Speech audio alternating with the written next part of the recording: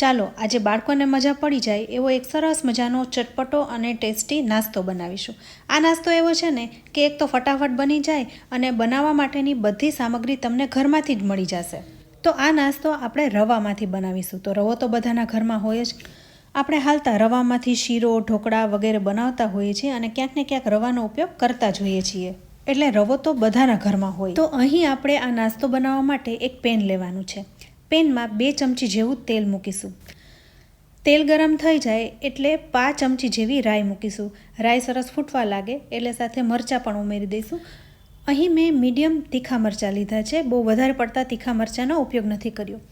સાથે થોડું આદું પણ ઉમેરી દઈશું। હવે આદું મરચાંને આપણે સાતળી લઈશું। તમારે લીલા મરચાંનો ઉપયોગ ના કરવો હોય તો ચીલી ફ્લેક્સ પણ ઉમેરી શકાય। હવે બધું સતળાઈ ગયું છે તો આપણે અહીં 1 વાટકી રવો ઉમેરી દેવાનો છે।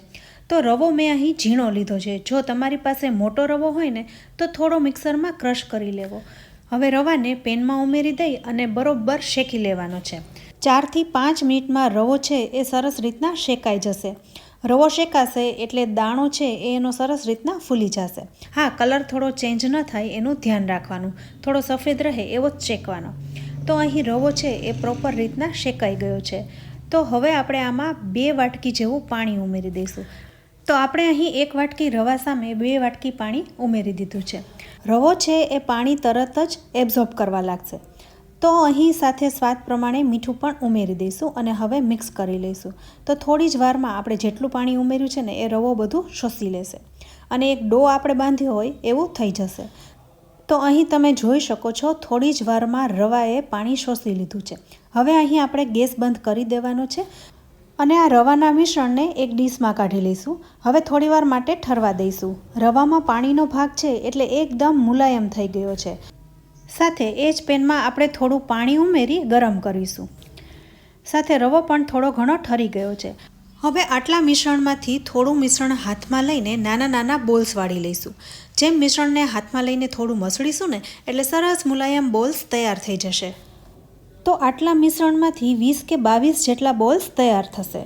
હવે આ બોલ્સને આપણે સ્ટીમ કરવાના છે। તો મેં પહેલાં જે પેનમાં પાણી ઉમેરી દીધું હતું એ જ પેનમાં આપણે સ્ટીમ કરી લઈશું। તો પાણી ગરમ થઈ ચૂક્યું છે અને હવે આ બાસ્કેટમાં આપણે બધા બોલ્સને રાખી દઈશું। માત્ર 5 થી 6 મિનિટમાં બોલ્સ છે એ એકદમ સરસ રીતના સ્ટીમ થઈ જશે। હવે 5 મિનિટ માટે ઢાંકણ ઢાંકી દઈશું અને સ્ટીમ થવા દઈશું। આપણે અહીં ઓલરેડી રવાને શેકીને થોડો ઘણો તો બાફી જ લીધો છે એટલે હવે સ્ટીમ થતાં બિલકુલ વાર નહીં લાગે।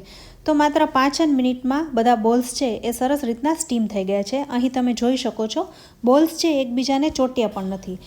તો હવે બાસ્કેટને બહાર કાઢી લઈશું અને આ પેનમાંથી પાણી કાઢી લઈશું અને આ જ પેનમાં બોલ્સને વઘારી લઈશું। તો ફ્રેન્ડ્સ, તમે જોયું ને, આ નાસ્તો બનાવવામાં એક તો જરાય વાર નથી લાગતી, સાથે વધારે વાસણ પણ નથી બગડતા। તો આ જ પેનને હવે પાછું ગરમ કરવા રાખીશું અને 2 ચમચી જેવું તેલ ઉમેરીશું। તો એકદમ ઓછા તેલમાં આ નાસ્તો તૈયાર થાય છે। હવે તેલ ગરમ થઈ ગયું છે તો થોડી રાઈ ઉમેરીશું, સાથે 2 સૂકા લાલ મરચાં પણ ઉમેરી દઈશું। હવે અહીં મેં એક નાની ડુંગળીને ચોપ કરીને રાખી હતી તો એ પણ સાથે ઉમેરી દઈશું। આ બિલકુલ ઓપ્શનલ છે, જો તમે ડુંગળી ના ખાતા હોય તો ના નાખવી। હવે ડુંગળી ગુલાબી રંગની થઈ જાય ત્યાં સુધી આપણે એને થોડી ઘણી સાતળી લઈશું। તો હવે ડુંગળી સતળાઈ ગઈ છે તો સાથે આપણે 1 ચમચી જેવા તલ ઉમેરીશું। તલ ઉમેરવાથી એક તો નટ્ટી ફ્લેવર આવે અને આમે બાળકો માટે તલ તો ખૂબ જ સારા, એટલે જો તમે તલ નાખો ને તો વધારે સ્વાદિષ્ટ લાગે છે। હવે તલ સાથે લીમડાના પાન અને 1 ચમચી જેવું સૂકું ટોપરું ઉમેરીશું। સાથે હવે રવાના બોલ્સને પણ ઉમેરી દઈશું અને મિક્સ કરી લઈશું। તો ફ્રેન્ડ્સ, અહીં તમારા બાળકને જે ભાવતા હોય એ મસાલા તમે ઉમેરી શકો છો। જો તમારા બાળકને તીખું ભાવતું હોય તો થોડું લાલ મરચું પણ ઉમેરી શકાય, ગરમ મસાલો ઉમેરી શકાય, પણ હું અહીં વધારે ચટપટા લાગે ને એ માટે એક વસ્તુનો ઉપયોગ કરીશ, એ છે મેગી મસાલો।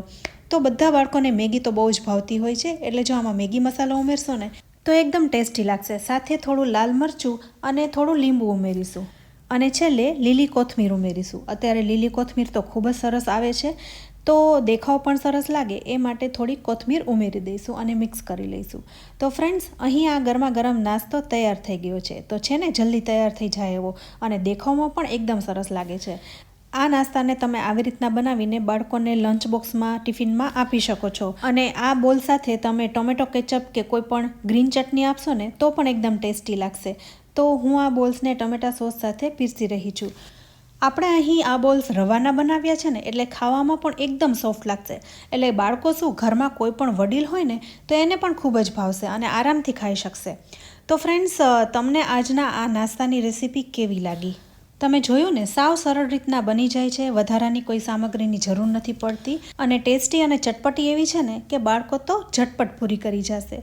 તો ફ્રેન્ડ્સ, જો તમને આ રેસીપી પસંદ આવી હોય ને તો વિડીયોને લાઇક અને શેર જરૂરથી કરજો. સાથે અમારી ચેનલને સબસ્ક્રાઈબ કરી લેજો અને અમારા ફેસબુક પેજને લાઇક કરી ફોલો કરજો. તો ફરી મળીશું આવી એક ઉપયોગી રેસીપી સાથે. ત્યાં સુધી આવજો.